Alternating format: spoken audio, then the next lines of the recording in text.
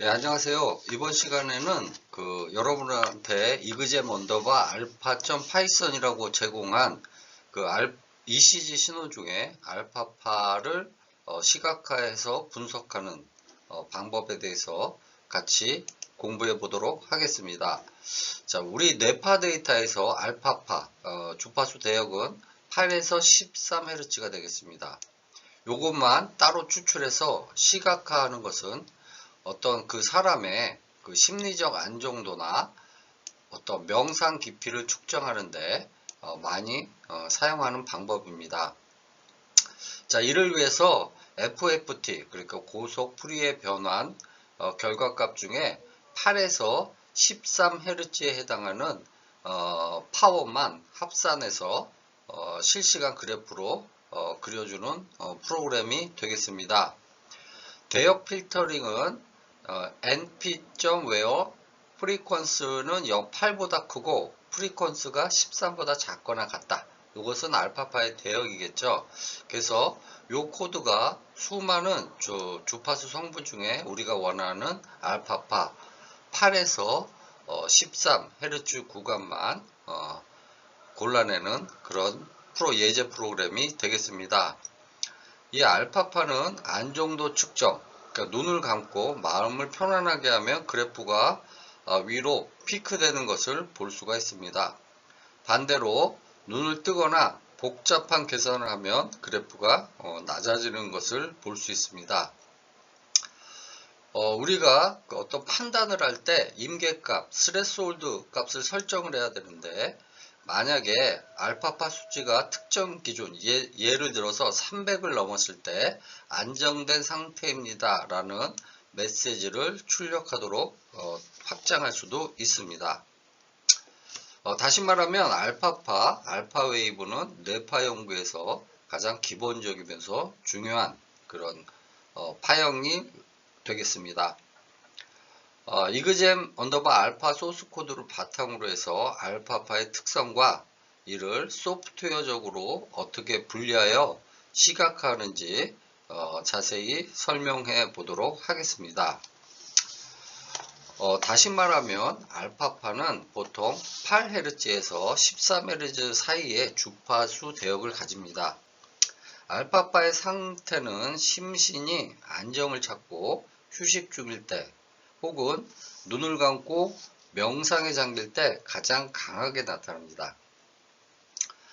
알파파 차단, 그러니까 알파파 브로킹은 눈을 뜨거나 집중을 시작하면 알파파가 즉시 사라지고 베타파로 전환되는 특징이 있어서 브레인 컴퓨터 인터페이스에서 가장 먼저 다루는 현상이 되겠습니다. 자, 이제 소스 프로그램을 살펴보도록 하겠습니다. 자, 이제 이그잼 언더바 알파 파이썬 프로그램의 소스 프로그램을 확인해 보도록 하겠습니다. 여기 이 프로그램은 뇌파 데이터 중에서 8에서 13 헤르츠 성분만 골라내서 그 강도를 실시간으로 추적해서 디스플레이하는 그런 프로그램이 되겠습니다.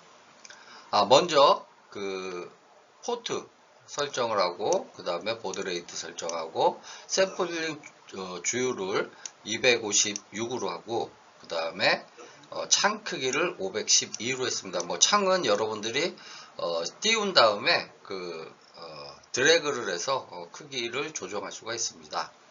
그 다음에 맥스 플랫 포인트는 100, 그러니까 그래프에 표시할 시간축 그래프를 나타냈습니다. 자, 데이터 저장소는 맥스 랭스는 n, 그러니까 512로 정해져서 DQ에 집어넣죠. 요것은 처음에 로우 버퍼로 들어갑니다. 그 다음에 알파파의 히스토리는 DQ 0서부터 맥스 플랫 포인트, 그러니까 100까지죠. 그 다음에 맥스 랭스는 맥스 플랫 포인트 해가지고 100까지 이렇게 해서 100 by 100으로 초기화 0.0으로 0으로 초기화를 시켜줬습니다. 자, 그 다음에 트라이 익셉션 부분은 컴포트에 우리 동굴이 잘 연결되어 있나 확인하는 그런 부분이 되겠습니다. 그 다음에 PLT 서브 플러츠 해가지고 초기 값을 줬고요. 그 다음에 라인은 AX 플랫 레인지 맥스 플랫 포인트 요게 100이 되겠죠.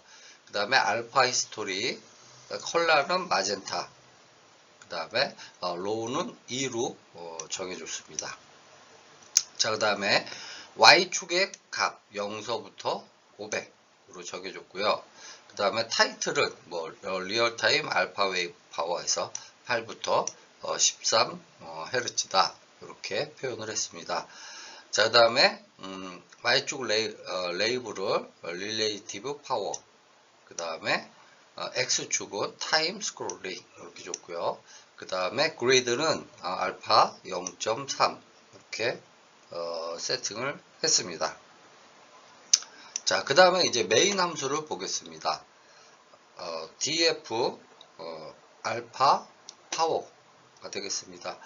여기서 FFT 계산은 시계열을 주파수로 변환하게 되겠습니다. MPABS, MPFFT 요 데이터 값에 지금 들어오는 데이터 값의 절대값을 총해서 FFT 밸류로 집어넣고요. 그 다음에 FS 나누기 1 N을 해서 프리퀀스 주파수를 계산했습니다. 그래서 이렇게 주파수로 시계열 데이터를 주파수로 변환한 스텝이 되겠습니다. 자, 그 다음에 알파파 대역인 8에서 13Hz까지의 인덱스만 필터링하는 방법이 되겠습니다. 그래서 여기서 위에서 계산한 주파수를 프리퀀시에 들어가 있겠죠. 이 프리퀀시가 8보다 크거나 8Hz보다 크거나 13 크거나 같거나 13Hz보다 작거나 같은, 그러니까 결론은 8에서 13Hz까지의 주파수 대역만 뽑아내서 알파 인덱스 요 변수에 집어넣습니다. 자, 그 다음에 해당 대역의 평균 에너지를 계산을 하게 되겠습니다. 그래서 if 랭스가 인덱스가 0보다 크면, 그러니까 이제 주파수가 있으면이죠. return mean, 그래서 이거 평균 값이 되겠죠. 그래서 이 인덱스의 평균 값을 계산을 해서 리턴하는 그런 함수가 되겠습니다. 자, 그 다음에 요게 이제 한 스텝이 돌아가는 것이고요. 그 다음에 계속 업데이트가 돼야 되겠죠. 자, 그래서 업데이트 프레임 해가지고 in waiting, 앞에서 설명했듯이 in waiting은 지금 버퍼에 데이터가 있느냐, 그 다음에 그 버퍼에 있는 모든 데이터를 읽어서 new 데이터에 입력을 해라. 그 다음에 로우 버퍼 어펜드, 계속 이제 그 버퍼를 한 버퍼에 있는 값을 모두 가져오는 그런 프로그램 기법이 되겠죠. 만약에 로우 버퍼가 512 꽉 찼을 때 풀일 경우에 get power list 로우 버퍼를 알파 밸류에다 놓고 알파 히스토리 어펜드 알파 밸류 해서 그 알파 밸류를 어펜드 시키는 것이죠.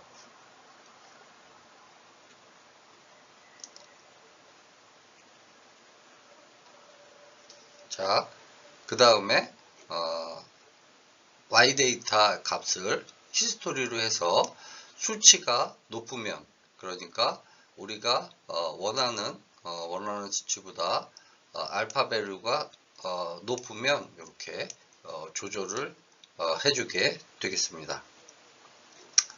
자, 여기서 지금 수집된 뇌파 데이터는 델타, 세타, 알파, 베타 등 모든 뇌파 데이터가 섞여 있습니다. 그래서 mp.fft.rft를 통해서 요것을 전체 요 스텝이 되겠습니다. 요것을 전체 주파수별로 나눈 후에 mp 웨어를 사용해서 우리가 원하는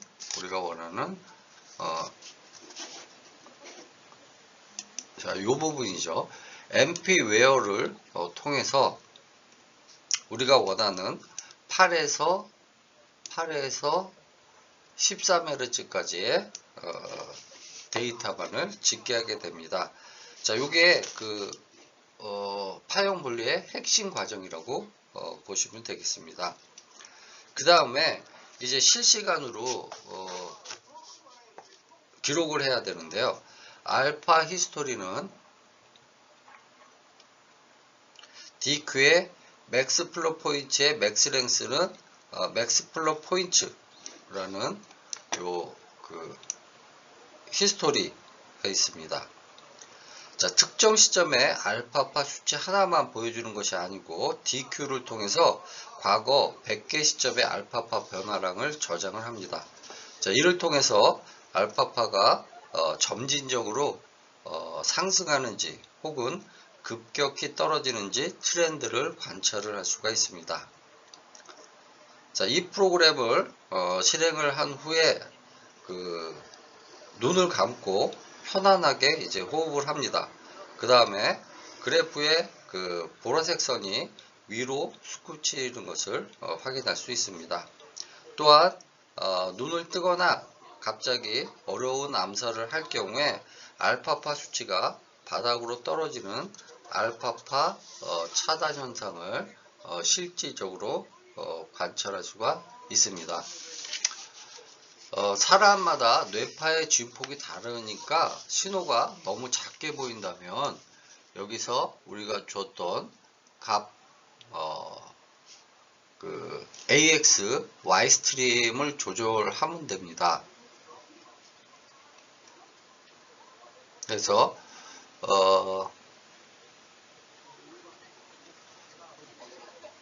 AX, Y 스트림을 우리가 0서부터 500까지로 되어 있는데 요 부분이죠. AX, Y 스트림이 500까지 되는데 요거를 신호 강도에 따라서 조정이 가능합니다.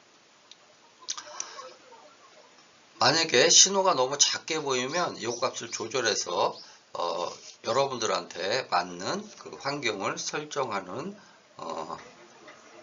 방법이 있습니다. 자, 우리는 이제 뇌파 신호에서 알파파 8에서 13Hz만 분리해는 수학적으로 분리해냈는데, 자, 이 수치는 단순한 숫자가 아니고요. 사용자의 이완 정도를 나타내는 어떤 정량적 지표가 됩니다. 이를 활용을 해서 생각만으로 조절되는 휴식 가이드 프로그램 등을 제작할 수가 있습니다. 자, 이것으로 알파파에 대한 설명을 마치도록 하겠습니다. 다음은 델타파에 대한 신호에 시각하게 되겠습니다. 델타파는 뇌파 중 주파수가 가장 낮고 진폭이 가장 큰 파형입니다.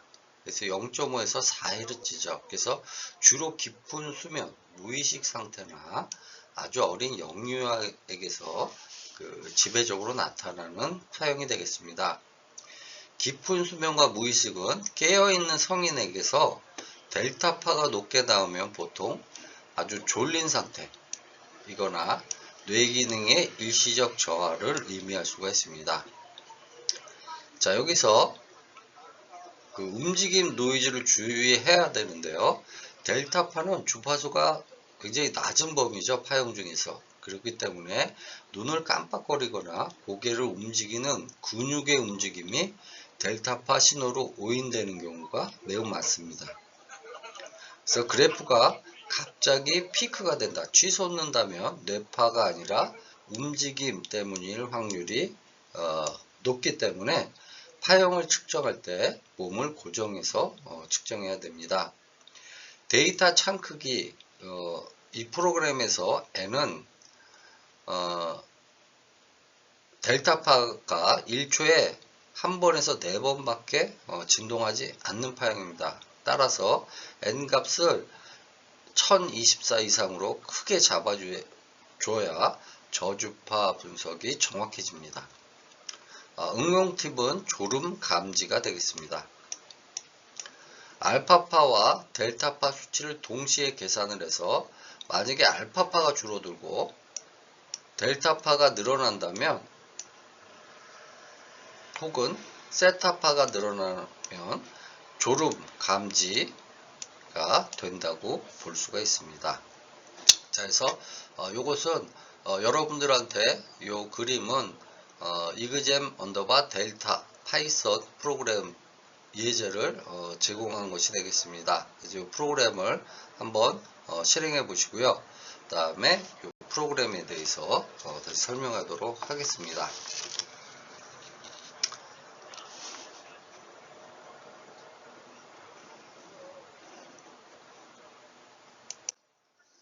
자, 이그잼 언더바 델타 파이썬 프로그램이 되겠습니다. 저희가 그 의료인공지능 연구 및 BCI 실습에서 델타파는 뇌파의 가장 낮은 주파수 대역을 담당을 합니다. 0.5Hz에서 4Hz 사이를 담당을 하게 됩니다. 그래서 이 델타파는 주로 깊은 수면이나 뇌손상 진단 등에서 중요한 지표로 쓰이게 됩니다. 이 소스 프로그램을 바탕으로 델타파의 특성과 이를 소프트웨어적으로 추출하는 과정을 설명해 드리도록 하겠습니다.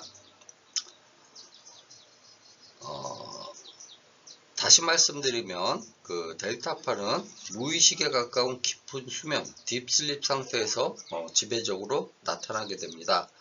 진폭이 모든 뇌파 중에서 진폭은 가장 큽니다. 그래서 진폭이 모든 뇌파 중엔 가장 크기 때문에 그래프상에서 크고 완만한 물결 모양을 보입니다. 만약 깨어있는 성인에게 만약에 과도하게 관찰된다면 뇌손상이나 인지장애를 의심해 볼 수 있는 임상적인 지표가 되기도 합니다. 자, 이 프로그램은 뇌파 데이터 중에서 아주 저주파 성분인 델타파만 정밀하게 분리해내는 프로그램이 되겠습니다. 자, 여기서 앞에도 설명했지만 n은 1024로 설정을 해놨는데요. 델타파는 저주파이기 때문에 긴 데이터 창이 필요합니다. 약 4초 분량이 되겠습니다. 그래서 짧은 데이터만을 봐서는 파형의 한 주기를 파악하기 어렵습니다.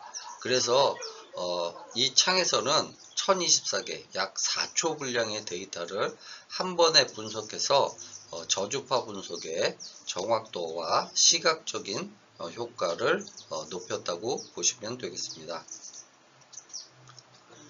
자, 맥스 플랫 포인트는 똑같이 100으로 줬고요. 그 다음에 맥스 랭스 1024를 DQ에 넣어서 로우 데이터에 저장했습니다. 그 다음에 델타 히스토리는 맥스 포인트 100 똑같이 줬고요. 자, 그 다음에 여기는 컴포트가 연결됐나 하는 보는 구간이 되겠습니다. 자, 그 다음에 FFT를 통해서 델타 대역을 추출해야 되겠죠. 여기서 함수 get 델타 파워 데이터는 FT 계산을 하는데 요거는 실수부를 최적화하게 됩니다. 그래서 앞에 설명했듯이 ABS 업솔루트에서 절대값을 줬고요. 그 다음에 주파수 대역 프리퀀시를 요 실시간 데이터로 계산을 했습니다. 그 다음에 델타파 대역 0.5에서 4kHz까지의 그 인덱스를 찾아서 저희가 델타파만의 인덱스를 찾아서 저장을 했습니다. 자, 그 다음에 요것은 우리가 델타파 0.5에서 4Hz까지의 해당 대역의 평균 파워 에너지를 계산하는 그런 스텝이 되겠습니다. 자, 그 다음에 MPFFT.RFF를 거친 데이터 중에서 요 값만 추출하게 되는데, 요 값만 추출하게 되는데, 델타파는 주파수가 0.5에서 4Hz로 매우 낮기 때문에 직류 성분, 그러니까 0Hz에 인접해 있기 때문에 순수한 뇌 신호만 잡기 위해서는 0.5Hz부터 시작하도록 설정하는 것이 매우 중요합니다. 자, 다음에 AX Y프레임 0부터 1000은 델타파는 헤르츠는 낮지만 진폭이 큽니다. 그래서 진폭을 넓게 잡아놓습니다. 그래서 이 부분이 되겠습니다. 그래서 델타파는 그 진폭을 0부터 1000까지 넉넉히 잡았습니다. 그래서 알파파나 베타파에 비해서 델타파는 물리적 에너지가 큽니다. 그래서 시각화 시에 Y축 범위를 다른 파형보다 훨씬 넓게 설정을 해야 그래프가 잘리지 않고 온전하게 표시가 되게 됩니다. 자, 요 프로그램을 이제 실행을 하고 나서 눈 깜빡임과 움직임을 관찰해 볼 수가 있습니다. 자, 깨어있는 상태에서 델타파 수치가 급격히 튀면 실제 뇌파라기보다도 눈 깜빡임이나 몸의 움직임으로 인한 저주파, 노이즈일 확률이 높습니다. 그래서 측정을 할 때 데이터 클리징을 해야 되는, 그러니까 평정심을 유지해서 데이터를 측정해야 되는 것이 매우 중요합니다. 만약에 사용자가 깊은 이완 상태에 들어갔을 때 미세하게 상승하는 델타파의 추이를 델파 히스토리 그래프, 여기서 진한 남색선입니다. 그래서 진한 남색선을 통해서 실시간으로 확인할 수 있습니다. 그래서 이 프로그램은 4초라는 어떻게 보면 좀 긴 시간 속에 가장 느린 뇌 리듬인 델타파를 디스플레이하고 있습니다. 의료인공지능 분야에서 수면 단계 자동 분류 모델을 만들 때 지금 우리가 추출한 이 델타는 가장 결정적인 퓨처가 될 것입니다. 이 프로그램이 델타파를 이해하는데 도움이 되길 바랍니다. 다음은 세타파에 대한 설명이 되겠습니다. 세타파는 뇌파 분석 연구에서 창의성 혹은 깊은 이완 혹은 졸음 단계 사이의 경계를 나타내는 중요한 지표가 되겠습니다. 여러분들한테 제공한 프로그램은 이그점_ 세타 파이썬 프로그램이 되겠습니다. 세타파는 주로 4Hz에서 8Hz까지 경계를 나타내고 있습니다. 세타파의 상태는 깊은 명상, 졸음, 그러니까 수면 1단계 또는 아주 강한 정서적 경험이나 창의적인 아이디어가 떠오를 때 관찰이 됩니다. 우리가 세타파는 학습이나 기억력 연구에서 중요하게 다뤄지고요. 성인에게서는 깨어있을 때 과도하게 만약에 나타나면 어떤 주의력 결핍 혹은 인지 저하를 시사하기도 합니다. 프로그램을 이제 보도록 하겠습니다. N은 512, 그래서 요것은 2초 분량으로 했습니다. 그러니까 그 256, 2의 8승이 1초 단위라고 보시면 됩니다. 그래서 512는 셋탑파 분석에 적합한 데이터 창 크기에서 2초 분량으로 이렇게 정의를 했습니다. 맥스 포인트는 당연히 같이 100으로 줬고요.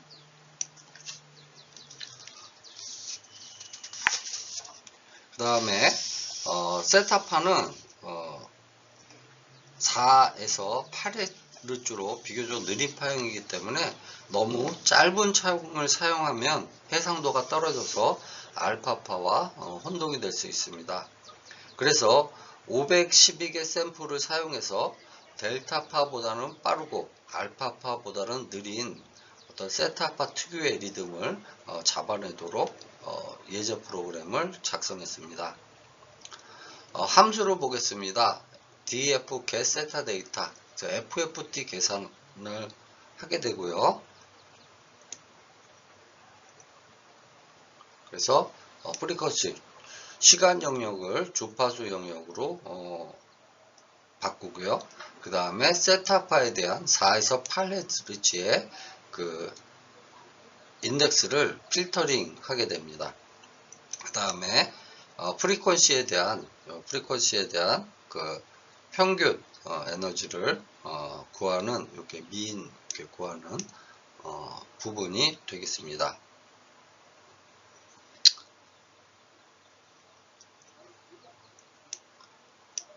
자, 그 다음에 그 라인은 여기서 표현하는 이쪽 부분이 되죠. 라인은 세타파 변화는 시각적으로 세타파 변화를 시각적으로 뚜렷하게 보이게 하기 위해서 그 색깔은 오렌지로 표현이 되었습니다. 세타 히스토리를 통해서 사용자가 졸음에 빠져들거나 명상이 깊어지는 과정을 시간의 흐름에 따라서 관찰할 수가 있는 그런 프로그램이 되겠습니다. 자, 이렇게 오렌지로 표시한 세타파의 실행 화면이 되겠습니다. 자, 다시 한번 보도록 하겠습니다. 세타파는 델타파보다 빠르고 알파파보다는 느린 주파수 대역이다. 주로 깊은 명상, 창의적인 아이디어가 떠오를 때 혹은 얕은 수면, 그러니까 졸음 상태에서 강하게 나타난다. 자, 내면의 집중 상태를 나타내는 지표로도 자주 쓰이는 파형이 되겠습니다. 자, 명상과 창의성인데 숙련된 명상가들은 깊은 명상 중에 세타파가 크게 증가합니다. 그래서 또한 해결되지 않는 문제가 갑자기 해결되는 유레카의 순간에서도 세타파가 관찰됩니다. 그 다음에 졸음 감지가 되겠습니다. 알파파가 서서히 줄어들면서 세타파가 고개를 들기 시작한다면, 그러니까 안정을 나타내는 알파파가 줄어들고 세타파가 고개를 들기 시작을 하면 올라오면 내가 졸음 단계 1단계 수념으로 진입하고 있다는 신호로 알 수가 있습니다. 자, 그 다음에 학습과 기억입니다. 세타파는 정보가 단지 기억에서 장기 기억으로 넘어가는 과정과 관련이 깊다고 알려져 있습니다. 자, 이 프로그램을 한번 테스트를 할 때 그 눈의 피로도를 측정을 할 수가 있습니다. 그래서 눈을 감고 아주 편한 상태에서 잠이 들듯 말듯 할 때 세타파가 서서히 올라가는 모습을 관찰할 수가 있습니다. 다음은 알파파와의 비교인데요. 알파파는 눈을 감는 행위만으로도 강하게 나타나는데요. 세타파는 그보다 훨씬 내면적인 이완, 그러니까 졸음이 와야 된다는 그런 차이가 있습니다. 델타파랑 마찬가지로 머리를 움직이거나 근육에 힘을 줄 경우에 저주파 노이즈가 세타파 영역에 침범할 수 있는 것을 여러분들이 인지하고 실습을 해줬으면 좋겠습니다. 자, 이 프로그램을 좀 확장을 하면 실시간으로 운전자의 졸음을 감지하거나 명상 앱의 몰입도를 측정하는 의료 AI 엔진을 구축할 수가 있습니다. 여러분이 이 프로그램을 더 발전시키는 그런 계기가 되기를 바랍니다. 감사합니다.